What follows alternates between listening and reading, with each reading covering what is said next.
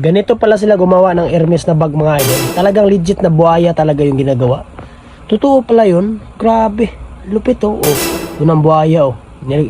Meron silang machine na gamit mga idol, na malupit na machine na hindi tao yung gumagawa, machine talaga eh. May tao nag-a-assist lang kung paano yung proseso. Nagsiset ng mga program. Ito oh, nilabas na yung mga buhaya na tinanggal na yung mga balat mga idol. Kalain mo yung mga buhaya mga idol, ang mahal pala ng balat nito. O ayan na. Talagang sinusunog na nila yung, yung tinutuyo nila yung balat at dinaan na sa mga machine oh. Ayan oh. Pinipress nila maigi para ma-preserve nila yung balat na lalong tumibay. At ito pinupinturahan na nila oh. Nilagyan nila ng pintura mga idol, iba't ibang kulay ng bag. Ito na. Tinatatakan. At dito nga mga idol, hinihiwa na nila yan para sa sakto ng isang bag ang paghiwa. Talagang, ano bang tawag dito? Basta napakalupit nila mga idol. Ang dami din tauhan gumagawa. Grabe. Level. Ito na, tinatahi na nila. Makikita na talaga natin dito yung tamang proseso ng paggawa nila. Ay, nakadaming buhaya nakahandong sa'yo.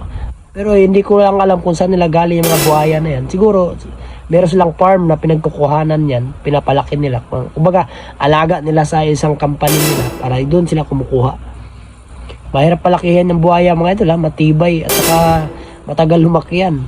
Ito na, ginagawa ng sinturon, yung iba bag, yung mga Hermes mga ito, biruin yung milyon yan.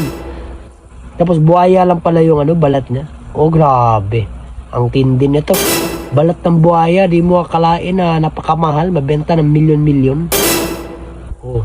O yan oh. O yan na, tapos na. Eto na, ipapak na yan ng maya-maya. Apakaganda, tibay. Ayan oh. Ah, ganda, makinang. Talaga naman eh. Ayan oh, binalot na. So pagdating niya sa store mga idol, napakamahal niyan. Oh, oh, grabe ang tibay. Tibay. Ibang level to mga idol. Ayan. So ngayon, nilalagay nila sa box isa-isa. At kinuha na lang machine at iangat. Dalhin doon sa tuktok. Ano na nila, kumbaga, ready to ship out na kung saan man ng store na pwede pagdideliveran yan mga milyon-milyon ng halaga ng mga balat lang ng buhaya. Hindi ko lang alam kung paano na yung laman.